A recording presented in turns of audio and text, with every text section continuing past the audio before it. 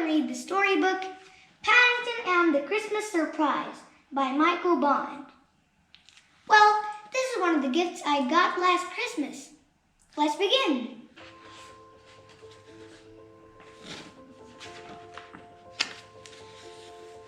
One Christmas, Paddington announced he was taking the Brown family to Barkrage's store to see Santa Claus. It's very good value, he explained. Apart from meeting Mr. Claus, there's a sleigh ride through Winter Wonderland, and you get to visit his workshop at the North Pole. We might even see where he makes his marmalade. I doubt if Santa makes his own marmalade, said Mrs. Brown nervously as Paddington led the way onto the escalator. It would make all the presents sticky, agreed Jonathan. Not to mention his beard, added Judy. Besides, he's much too busy. That's more than you could say for Barkrage's, remarked Mr. Brown gloomily as he brought up the rear. There's hardly anyone here. There were two signs at the top of the escalator, one pointing to Santa Claus and one pointing to Winter Wonderland. I think I may visit Santa Claus first, announced Paddington. In case the sleigh gets stuck in the snow. You're supposed to do it the other way around, dear, called Mrs. Brown. You don't want to miss the ride. But Paddington was already in the queue. There were only two children in front of him, and they were both rather large, so he got down on his paws and knees so that he could get a better look. Santa Claus had two sacks of presents.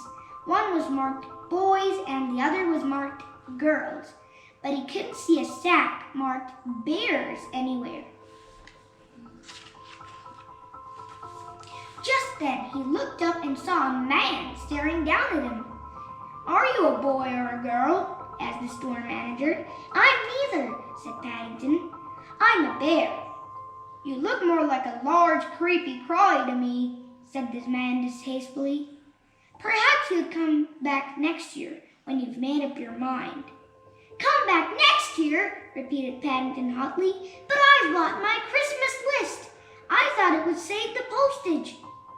The Browns were too far away to hear what was being said, but from the look on Paddington's face, they guessed something must be wrong. Hurry up, called Mrs. Bird. We're all ready to go. Oh, dear Henry, said Mrs. Brown. I do hope the sleigh ride is a success. Paddington's been saving his bun money for ages, and he'll be most upset if it doesn't live up to his expectations. As Paddington clambered aboard and they set off, Mr. Brown held up a leaflet. Listen, everybody, he called. First of all, we go past Santa's winter garden. I think I prefer Mrs. Bird's window box, said Paddington. The Browns exchanged anxious glances. It didn't seem a very good start to the outing. How about this one then? Continued Mr. Brown as they turned a corner. It's the stable where Santa keeps his reindeer. Paddington didn't say anything. From where he was sitting, it looked more like a dog kennel, and the only reindeer he could see was a plastic one that had fallen over in the snow.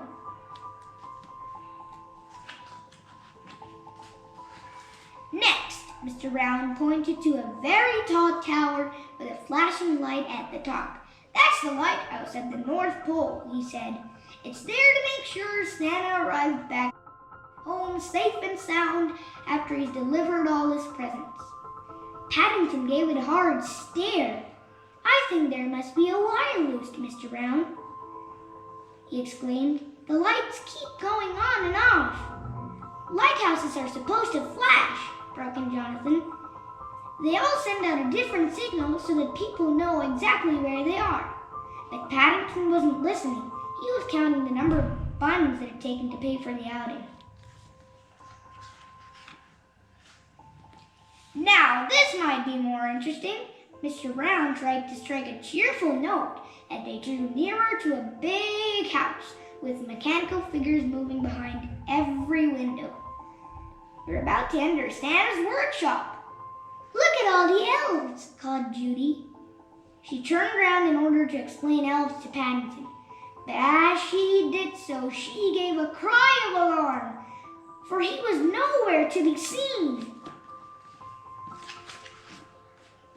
Do something, Henry, cried Mrs. Brown when she saw what had happened. Do something, repeated Mr. Brown. What can I do from inside the middle of a workshop? We haven't reached the end of the tour, warned Mrs. Bird.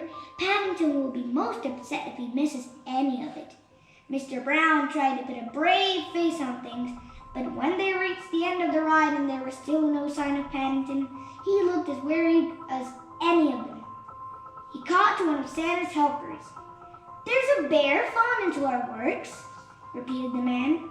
I'll send for the manager at once. Bear? Exclaimed the manager. Did I hear someone say bear? If it's the one I met earlier, I'm not surprised he's missing. A troublemaker if I ever saw one. Blue duffel coat, old hat. I'd recognize him anywhere. Leave it to me. I'll find him. We're certainly not going until you have, warned Mrs. Bird. And what's more, if I know that bear, he'll be wanting his money back. No one has ever asked for their money back before, wailed the manager. There's a first time for everything, said Mrs. Bird grimly. As the manager disappeared through one door, Paddington came through another. I think I've found the fault in the lighthouse, Mr. Brown, he called.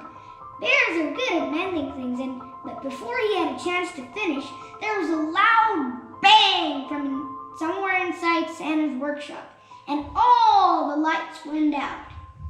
Where is he? Shouted the manager. Where is he? I'll give him a present he won't forget in a hurry. Mrs. Bird took a firm grip of her umbrella. Come along, everyone, she called. I think we've had enough wonders for one day. Paddington certainly hit the headlines, said Mr. Brown at breakfast the next morning. Listen to this strange goings-on in London store. One thing's certain, said Mrs. Brown. We shan't be allowed into Barkridge's again in a hurry. I don't know, broke in Jonathan. Listen to this one. Crowds flock to Santa's workshop. Search for mystery bear goes on. Everyone was so busy reading the newspapers that they didn't notice Mrs. Bird leave the room. She had an important telephone call to make. Barkridge's, said the manager several days later, wishes you all a very Merry Christmas. Ever since this young bear first honored us with a visit, we've had queues outside our store. It's quite like old times. He turned to Mrs. Bird. And thank you, dear lady, for telephoning us when you did. Perhaps I could do some more repairs for you, said Paddington hopefully. I don't think that'll be necessary, said the manager hastily. Besides, Santa's waiting to see you after you've all had a free sleigh ride. It was a merry party of Browns who set off on their journey through winter wonderland. This time everything worked perfectly. And when they came to the end of the ride, Santa Claus was waiting to greet them. Ho, ho, ho, he boomed. And who have we here? I'm a bear, Mr. Claus, said Paddington, and I come from the darkest peril. Well, said Santa, reaching behind his chair, in that case, I think I know just what you would like.